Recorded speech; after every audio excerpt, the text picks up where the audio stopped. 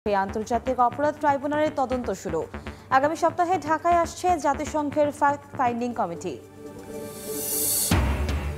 সাবেক deputy speaker টুকু, প্রতিমন্ত্রী পলক ও ছাত্রলীগ নেতা সৈকত 10 দিন করে রিমান্ডে। আন্দোলনকারী হত্যায় উস্কানির অভিযোগ, শাস্তির দাবিতে স্লোগান। 4 দফা দাবিতে বৈষম্য বিরোধী ছাত্র আন্দোলনের গণজমায়েত।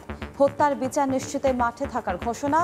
অবস্থান কর্মসূচি নিয়ে মাঠে বিএনপি, ষড়যন্ত্র প্রতিহতের ডাক। বাড়ছে অন্তর্বর্তীকালীন সরকারের পরিধি, নতুন করে উপদেষ্টা হচ্ছেন আরও 4 জন। আজ বিকেলে বঙ্গভবনে শপথ পাঠ করাবেন রাষ্ট্রপতি।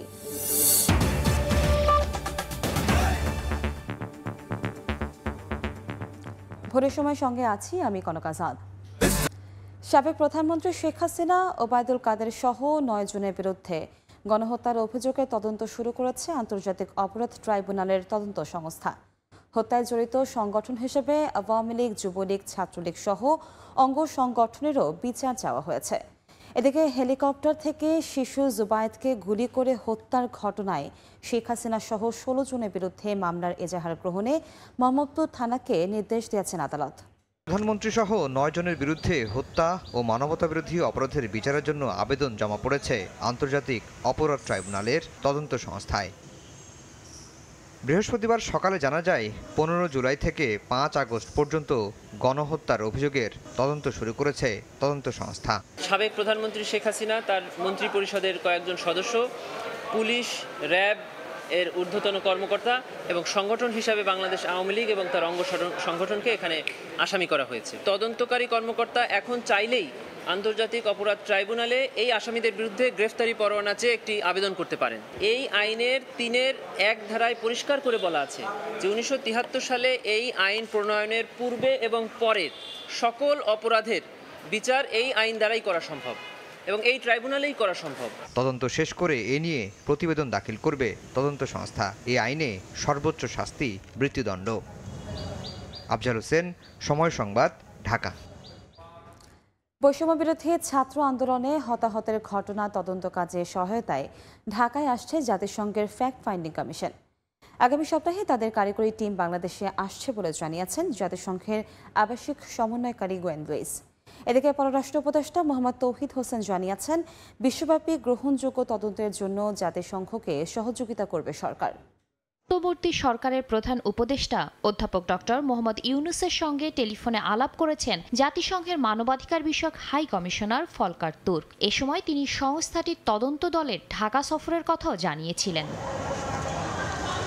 বৃহস্পতিবার সকালে পররাষ্ট্র উপদেষ্টা মোহাম্মদ তৌহিদ হোসেনের সঙ্গে সাক্ষাৎ করতে আসেন জাতিসংঘের আবাসিক সমন্বয়কারী গোয়েন লুইস। পরে গোয়েন লুইস জানান, নিজস্ব অধ্যয়নে জাতিসংঘের স্বাধীন তদন্ত কমিশনের সময়সীমা ও কর্মপরিকল্পনা চূড়ান্ত হবে শিগগিরই। এদিকে পররাষ্ট্র উপদেষ্টা বলেন, কোটা সংস্কার আন্দোলনে হতাহতের ঘটনায় বিশ্বব্যাপী গ্রহণযোগ্য, নিরপেক্ষ এবং স্বাধীন তদন্তের জন্য জাতিসংঘকে সহযোগিতা করবে সরকার। Dr. Yunus and the High Commissioner for Human Rights, Volker Turk, had a call yesterday. We have some technical colleagues who are arriving in country next week, and they will do the initial fact finding, but the mandate, the details, how the team will work with the government. চেষ্টা করব যেন একদম সম্পূর্ণ নিরপেক্ষ একটা তদন্ত হয় এবং তার ভিত্তিতে এবং গ্রহণযোগ্য সমস্ত পৃথিবীর কাছে। আমরা কিন্তু এখন এমন সিচুয়েশনটা এমন যে কোনো কিছু করতে গেলেই তো এক ধরনের ক্রিটিসিজম আসতে পারে। কাজে আমরা চাইবো এটা সম্পূর্ণ নিরপেক্ষভাবেই হোক এবং তাতে আমাদের যা যা সহায়তা করা দরকার সেটা আমরা করব। বৃহস্পতিবার পররাষ্ট্র উপদেষ্টার সঙ্গে সৌজন্য সাক্ষাৎ করেন রাশিয়ার রাষ্ট্রদূত। বৈঠক শেষে জানান, রূপপুর পারমাণবিক প্রকল্প বাস্তবায়নে কিছুটা দেরি হতে পারে, তবে তা আশঙ্কাজনক কিছু নয়। পররাষ্ট্র উপদেষ্টা বলেন, দেশটির উপর পশ্চিমাদের নিষেধাজ্ঞার বিষয়টি মাথায় রেখেই যতদূর সম্ভব দ্বিপাক্ষিক সম্পর্ক এগিয়ে নেবে Dhaka. Chain of command in the Ministry of Science and Technology. Of course, there will be a little bit delays, but it will not be critical.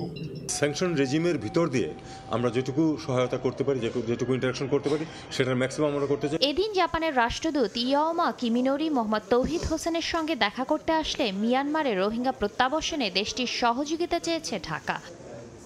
Shatila Sharmin, সময় সংবাদ, ঢাকা। সাবেক ডেপুটি স্পিকার শামসুল হক টুকু, সাবেক ডাক, টেলিযোগাযোগ ও তথ্য প্রযুক্তি প্রতিমন্ত্রী জুনায়েদ আহমেদ পলক এবং ছাত্রলীগের ঢাকা বিশ্ববিদ্যালয় শাখার সাধারণ সম্পাদক তানভীর হাসান সৈকতের 10 দিনের রিমান্ড মঞ্জুর করেছেন আদালত। শুনানিতে আইনজীবীরা বলেন, আসামিদের নির্দেশেই গুলি চালিয়ে হত্যা করা হয় আন্দোলনকারীদের। পল্টন থানার হত্যা মামলায় গ্রেফতার সাবেক প্রতিমন্ত্রী জুনাইদ আহমেদ পলক, সাবেক ডেপুটি স্পিকার টুকু ও ঢাকা বিশ্ববিদ্যালয় ছাত্রলীগের নেতা তানভীর হাসান সৈকতকে বুধবার বিকেলে প্রিজন ভ্যানে করে ডিবি কার্যালয় থেকে আনা হয় ঢাকার সিএমএম কোর্টে। এ সময় তাদের সর্বোচ্চ শাস্তির দাবিতে আদালত প্রাঙ্গণে স্লোগান দেয় সাধারণ মানুষ ও আইনজীবীরা। আদালতে তুলে 10 দিনের রিমান্ড চেয়ে শুনানি করেন রাষ্ট্রপক্ষের আইনজীবীরা। বলেন, বৈষম্য বিরোধী ছাত্র আন্দোলনে তাদের নির্দেশেই গুলি চালিয়ে হত্যা করা হয় বহু ছাত্র ও সাধারণ মানুষকে। আবেদন মঞ্জুর করেন আদালত। তাদেরকে 10 দিনের পুলিশ রিমান্ড চায়। রিমান্ড চাওয়ার পরে আদালতে প্রসিকিউশন পক্ষে এই রিমান্ড কেন হবে এই যৌক্তিকতা তুলে দেওয়ার পরে আদালত বিবেচনা করে তাদেরকে 10 দিনের রিমান্ড চাইছে, 10 দিনের রিমান্ড দেয়। প্রতিমন্ত্রীর নির্দেশেই ইন্টারনেট বন্ধের পাশাপাশি হত্যাকাণ্ডে উস্কানি দেয়া হয় বলে জানান আইনজীবীরা। সামাজিক যোগাযোগ বন্ধ করে দিয়ে নির্বিচারে ছাত্র জনতাদের উপরে গুলি করে হত্যা করা হয়। সেই হত্যার সঙ্গে এই আসামিগণ সরাসরি এবং প্রত্যক্ষ এবং পরোক্ষভাবে তারা জড়িত।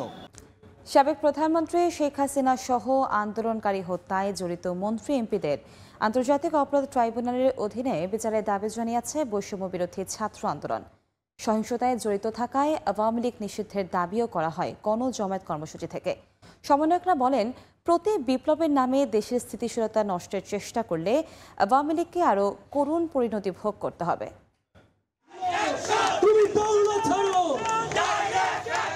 বৈষম্য, ফেসিবাদ আর স্বৈরতন্ত্রের বিরুদ্ধে তারুণ্যের অগ্নিঝরা স্লোগানে মুখরিত রাজধানীর শাহবাগ চত্বর। বৃহস্পতিবার সকাল থেকেই রেজিস্ট্যান্স উইকের অংশ হিসেবে বৈষম্য বিরোধী ছাত্র আন্দোলনের ব্যানারে গণজমায়েতে অংশ নেন শিক্ষার্থীরা। সাবেক সরকারের মন্ত্রীসহ ছাত্র হত্যা, গুম, খুন ও অর্থ পাচারে জড়িতদের দৃষ্টান্তমূলক শাস্তি দাবি করেন তারা। আমাদের ভাইদের যারা হত্যা করেছে, সেই সাথে যে সরকার জড়িত এবং তাদের প্রশাসন, তাদেরকে আমরা বিচারের আওতায় আনতে চাই। সমস্ত খুনের দায় একমাত্র আমাদের সাবেক প্রধানমন্ত্রী খুনি হাসিনা, এবং খুনি হাসিনার ফাঁসি চাই আমরা। তার শিকড় এখনো পর্যন্ত আমাদের বাংলাদেশে রয়ে গেছে, আমরা চাই এই শিকড় সহ উপড়ে ফেলতে।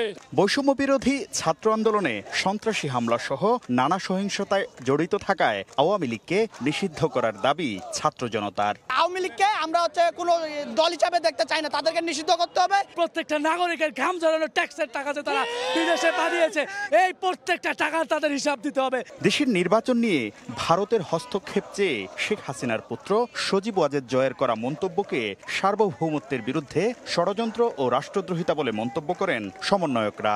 বাংলাদেশের নির্বাচন নিয়ে যখন মানুষের কাছে সেখানে আবেদন না করে মোদির কাছে যেখানে আবেদন করে, সেখানে আমাদের সার্বভৌমত্বটি প্রশ্নবিদ্ধ হয়। সুতরাং আমরা স্পষ্ট করে দিতে চাই, এই যে ইউএসএতে বসে আপনি দেশের বিষয়ে সিদ্ধান্ত নেওয়ার আপনার কোনো ধরনের অধিকার নাই। 16 বছরে মানুষের উপর যে অত্যাচার করেছে, নির্যাতন করেছে, তার হিসাব দিতে হবে। আগে তার জন্য শাস্তি পেতে হবে, তারপর জনগণ নির্ধারণ করবে সে নির্বাচনে দাঁড়াতে পারবে নাকি পারবে না। এদিকে শাহবাগ সহ বিভিন্ন স্থানে নানা সাংস্কৃতিক পরিবেশনা আর প্রতিবাদী গানে কর্মসূচিতে অংশগ্রহণকারীদের উজ্জীবিত করে রাখেন বৈষম্য বিরোধী সাংস্কৃতিক জোটের কর্মীরা। শাকির আহমেদ, সময় সংবাদ, ঢাকা। সনাতন ধর্মাবলম্বীদের খেপিয়ে তুলে আওয়ামী লীগ দেশকে অস্থিতিশীল করার ষড়যন্ত্র করছে বলে অভিযোগ করেছেন বিএনপির মহাসচিব মির্জা ফখরুল ইসলাম আলমগীর। গুলি চালিয়ে ছাত্র জনতা হত্যার ঘটনায় শেখ হাসিনা সহ তার সহযোগীদের বিচারের দাবিতে নয়াপল্টনে অবস্থান কর্মসূচিতে কথা বলেন তিনি। বলেন, শেখ হাসিনাকে দেশের মানুষ আর দেখতে চায় না বলেই ধানমন্ডি 32 নম্বরে আওয়ামী লীগকে জড়ো হতে দেয়নি ছাত্র জনতা। ছাত্র জনতার আন্দোলনে নির্বিচারে গুলি করে হত্যার প্রতিবাদ ও ক্ষমতাচ্যুত শেখ হাসিনার বিচারের দাবিতে দলীয় কার্যালয়ের সামনে অবস্থান কর্মসূচি বিএনপির। বৃহস্পতিবার বিকেল 3টায় শুরু হওয়ার কথা থাকলেও আনুষ্ঠানিকতা শুরু হতে বিকেল 4টা পেরিয়ে যায়।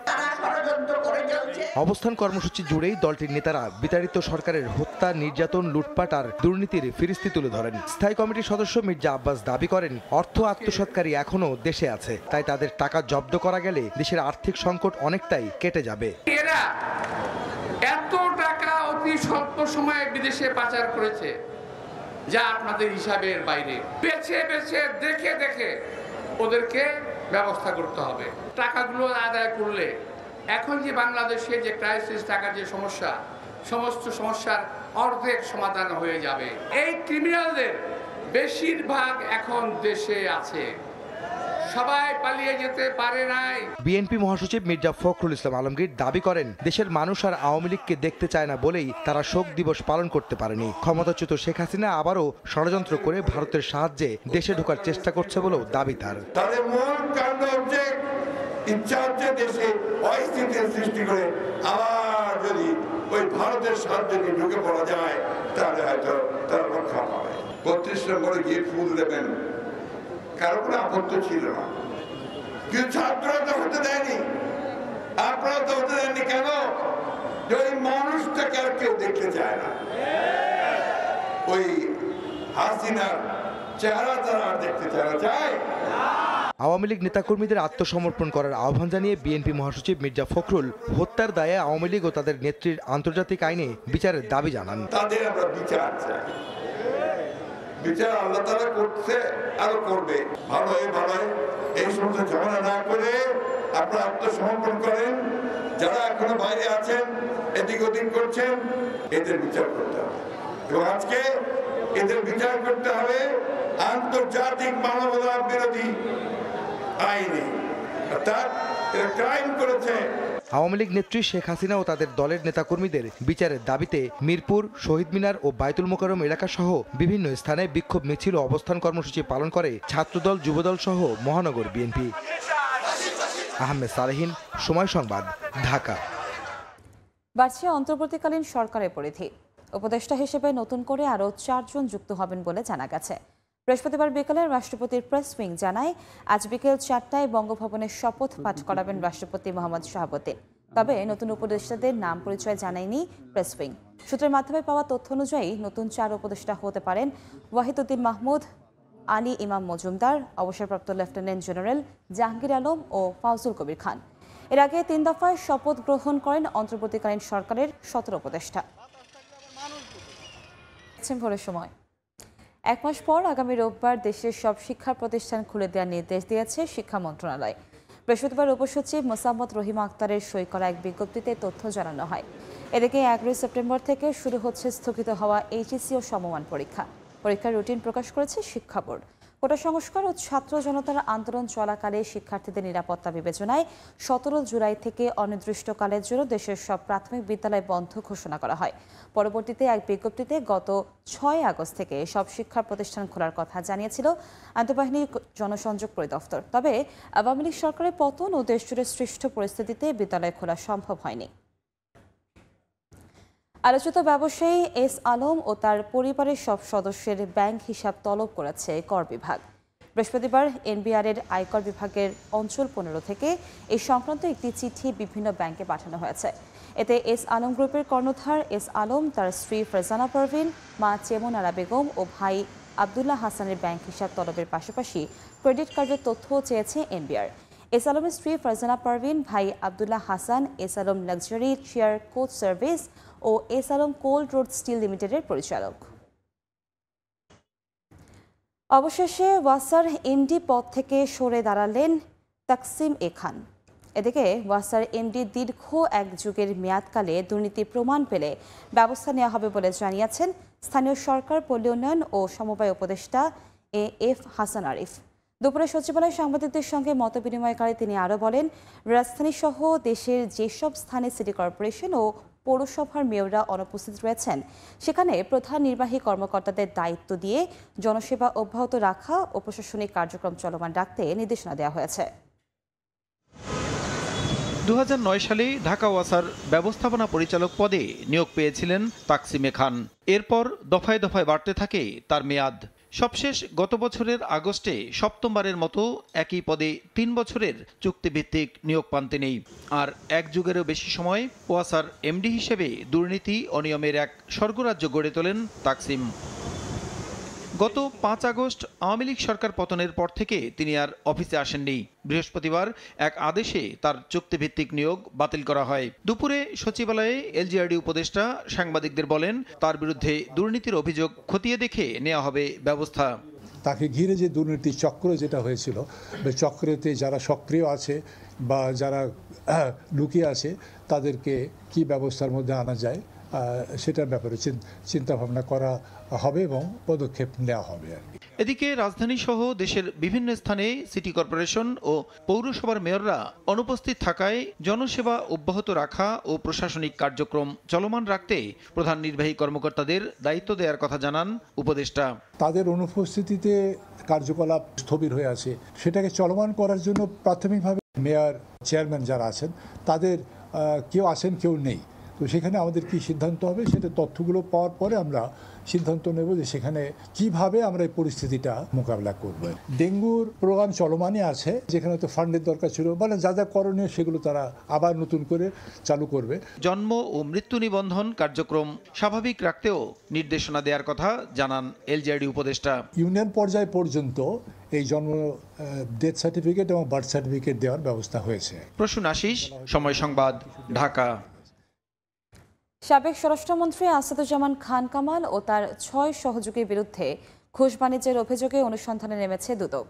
অভিযোগ রয়েছে আসাদুজ্জামান খান কামাল ও তার সিন্ডিকেট বিনিয়োগ বাণিজ্য বদলি বাণিজ্য করতেন, আর সেই টাকা বস্তায় করে পৌঁছে যেত সাবেক এই মন্ত্রীর বাসায়। একসময় ছিলেন আওয়ামী লীগ সরকারের সবচেয়ে প্রভাবশালী মন্ত্রীদের একজন। দোর্দণ্ড প্রতাপে নিয়ন্ত্রণ করতেন মাঠ প্রশাসন, গড়ে তোলেন নিয়োগ বাণিজ্য বদলি বাণিজ্য সহ অপরাধ সিন্ডিকেট। এমন অভিযোগে এবার সাবেক স্বরাষ্ট্রমন্ত্রী আসাদুজ্জামান খান কামালের বিরুদ্ধে অনুসন্ধানে দুর্নীতি দমন কমিশন। বৃহস্পতিবার সংস্থাটির উপপরিচালক জাহাঙ্গীর আলমের নেতৃত্বে আসাদুজ্জামান খান কামালের দুর্নীতি অনুসন্ধানে একটি টিম গঠন করা হয়। অভিযোগে বলা হয়েছে, স্বরাষ্ট্র মন্ত্রণালয়ের সাবেক অতিরিক্ত সচিব ডক্টর হারুনুর রশিদ বিশ্বাসের নেতৃত্বে সিন্ডিকেট গড়ে তোলেন কামাল। এই সিন্ডিকেটের সদস্য ছিলেন যুগ্ম সচিব ধনঞ্জয় কুমার দাস, মন্ত্রীর সহকারী একান্ত সচিব মনির হোসেন, জনসংযোগ কর্মকর্তা শরীফ মাহমুদ অপু, প্রশাসনিক কর্মকর্তা মোল্লা ইব্রাহিম হোসেন। অভিযোগ রয়েছে, এই সিন্ডিকেট জেলায় পুলিশ সুপার নিয়োগে 80 থেকে 2 কোটি টাকা এবং পদায়নে 1 থেকে 3 কোটি টাকা পর্যন্ত নিত। তাদের আশীর্বাদ ছাড়া পুলিশের কেউ কোনো জেলায় বা গুরুত্বপূর্ণ পদে পদায়ন পেতেন না। এছাড়া ফায়ার সার্ভিসের নিয়োগের জন্য জনপ্রতি 8 থেকে 12 লাখ টাকা নিতেন কামাল হারুন সিন্ডিকেট, আর এসব টাকা বস্তায় বা ব্যাগে পৌঁছে যেত আসাদুজ্জামান খান কামালের বাসায়। এই টাকা ঝুঁকি এড়াতে বিদেশে পাচার করা হতো বলেও অভিযোগে উল্লেখ করা হয়। মাইনুল আহসান, সময় সংবাদ, ঢাকা। ভোরের সময় আরো থাকছে। গা ঢাকা দিয়েছেন বরিশালের মেয়র, আত্মগোপনে 20 ওয়ার্ডের কাউন্সিলররাও। সিটি কর্পোরেশনের কর্মকর্তা কর্মচারীদের মধ্যে চলছে দলাদলি, সেবা বঞ্চিত নগরবাসী। কথা থাকলেও আগামী শনিবার থেকে চালু হচ্ছে না মেট্রো রেল।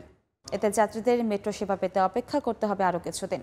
এজন্য দুঃখ প্রকাশ করেছে Dhaka mass transit company limited DMTCL. বৃহস্পতিবার ডিএমটিসিএল কোম্পানি সচিব মোহাম্মদ আব্দুর রৌফ স্বাক্ষরিত সংবাদ বিজ্ঞপ্তিতে বলা হয়, অনিবার্য কারণবশত মেট্রো রেল পুনরায় চালু করার জন্য প্রয়োজনীয় কারিগরি পরীক্ষা নিরীক্ষা এখনও শুরু করা সম্ভব হয়নি।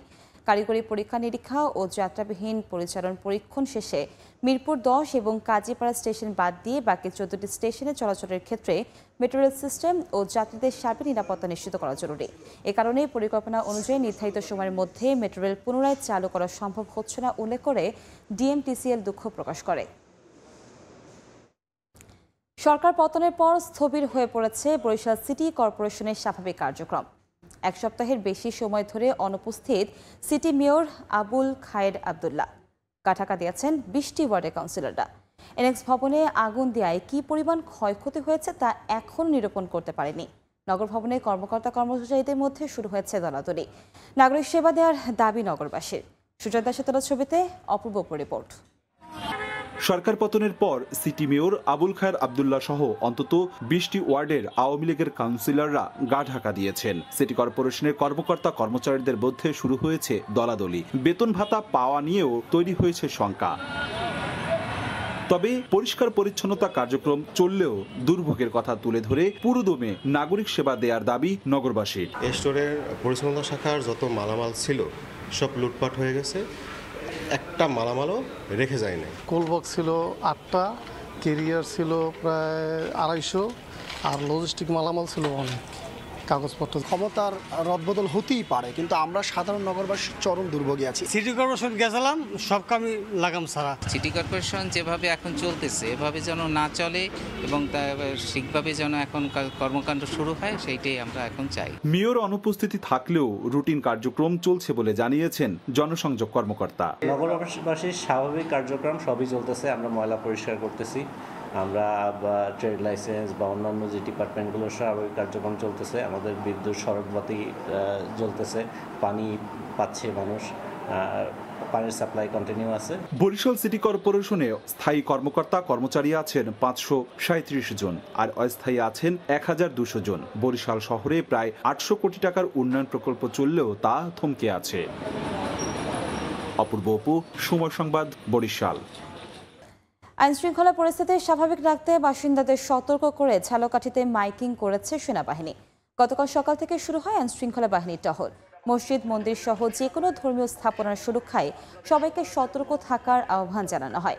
কোথাও হামলা বা নাশকতা চালানোর চেষ্টা হলে দ্রুত সেনা ক্যাম্প বা থানায় জানাতে বলা হয় বাসিন্দাদের।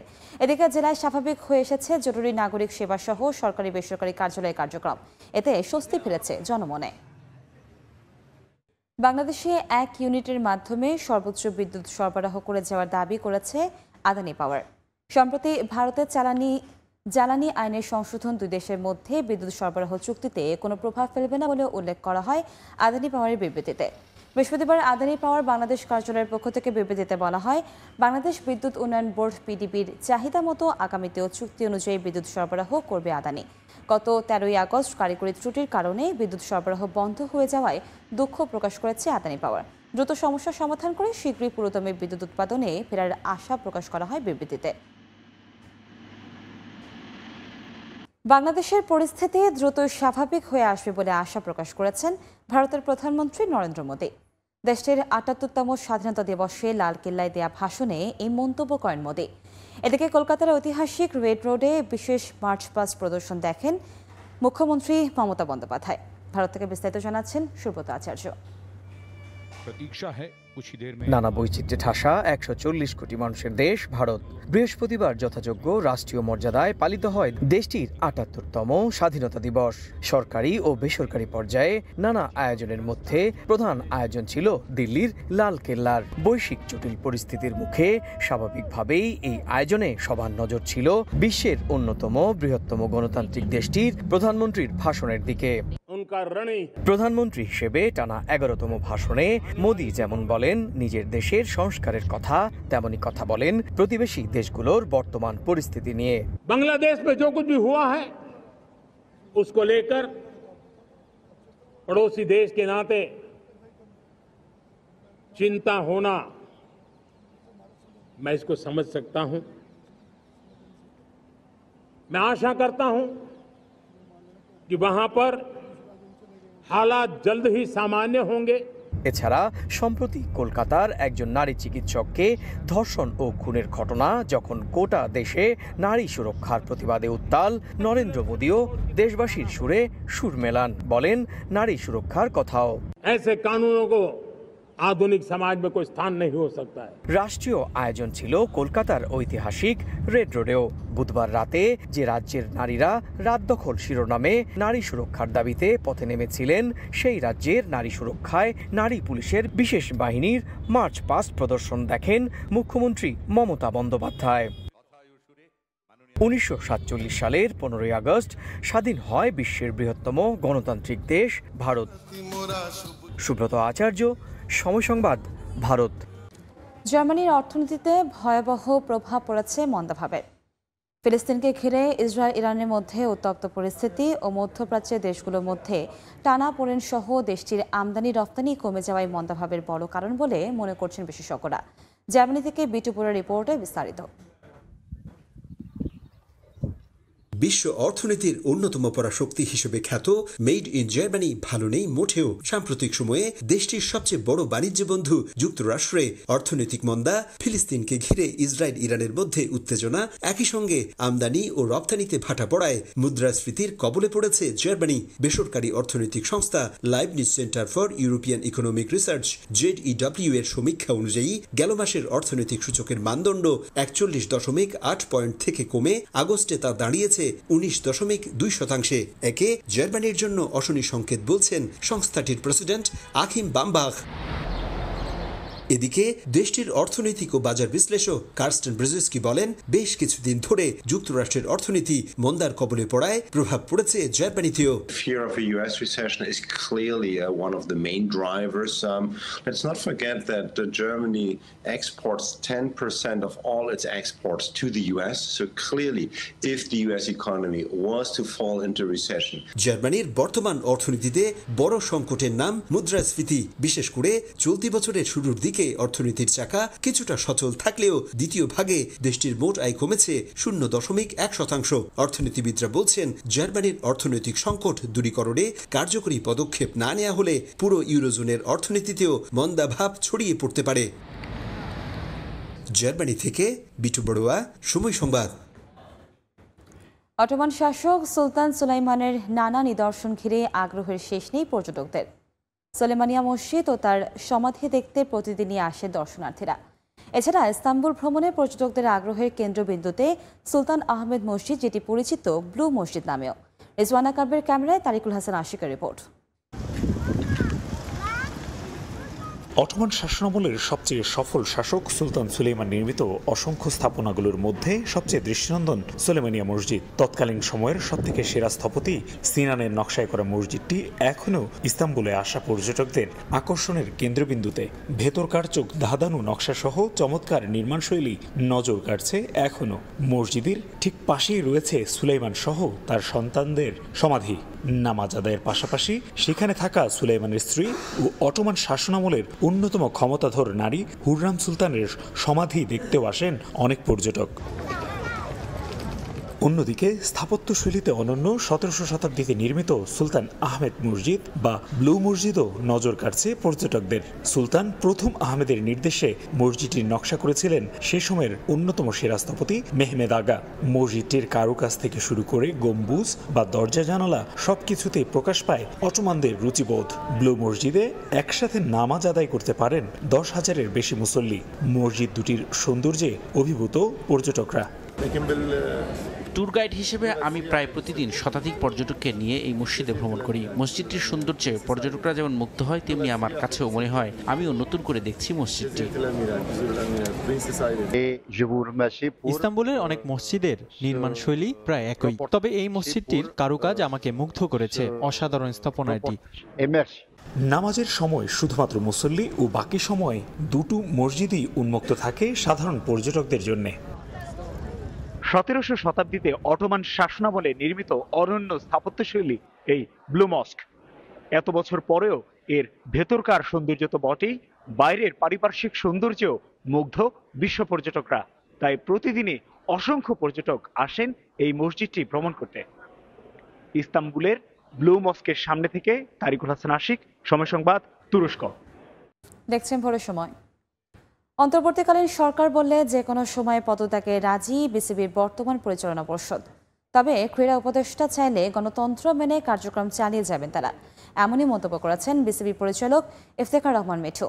দেশের চলমান অবস্থার প্রেক্ষিতে ভারতকে নারীদের টি-20 বিশ্বকাপ আয়োজনের অনুরোধের খবরটি সত্য নয় বলে নিশ্চিত করেছেন তিনি। তবে বাস্তবতা মেনে পিছিয়ে যাচ্ছে বিপিএল ড্রাফট। সেপ্টেম্বরের শেষে অনুষ্ঠিত হতে পারে ফ্র্যাঞ্চাইজি টুর্নামেন্টের দল গঠন প্রক্রিয়া।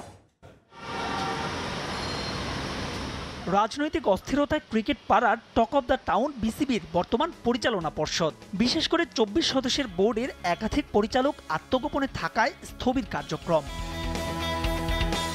এরই মধ্যে নাজমুল হাসান পাপন সহ বোর্ড পরিচালকদের পদত্যাগের দাবিতে প্রায় প্রতিদিনই বিসিবিতে হচ্ছে মিছিল। এমন অবস্থায় যুব ও ক্রীড়া উপদেষ্টার সঙ্গে এক দফা দেখাও করেছেন ঢাকায় থাকা 7 পরিচালক। তাদেরই একজন ইফতেখার মিঠু পদত্যাগের বিষয়টি ছেড়ে দিয়েছেন অন্তর্বর্তীকালীন সরকারের ওপর। সরকার যেটা চায় সেটার বাইরে যাওয়ার কোনো ইয়ে না। ওনারা যদি চায় যে এই বোর্ড নিয়েই কাজ করবেন তো দ্যাটস ফাইন। যদি ওনারা বলে আমাদের রিজাইন করতে, আমরা প্রস্তুত আছি, সব ডিরেক্টররাই। আমাদের কনস্টিটিউশন আমরা আর আইসিসি রেগুলেশনরা করলে ভবিষ্যতে কোনো প্রবলেম হবে না। ভারতের একাধিক গণমাধ্যমের খবর দেশের চলমান অবস্থার পরিপ্রেক্ষিতে নাকি বিসিসিআইকে আসন্ন নারী টি-20 বিশ্বকাপের স্বাগতিক হতে অনুরোধ করেছে বিসিবি।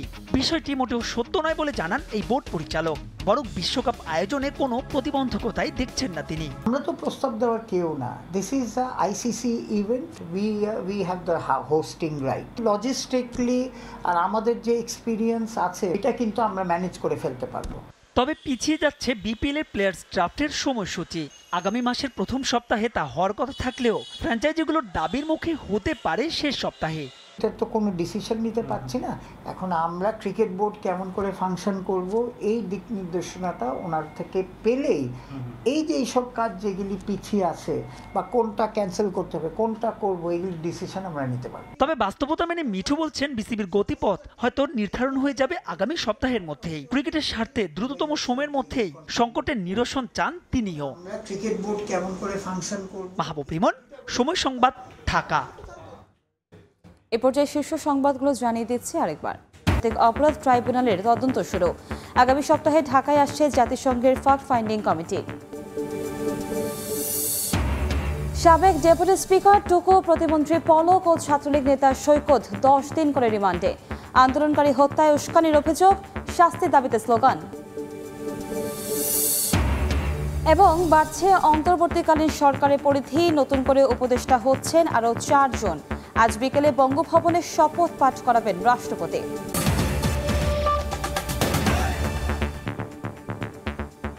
এ ছিল ভোরের সময়। সকলের সময় নিয়ে ফিরছে কিছুক্ষণ পর, সঙ্গেই থাকুন সময়ের।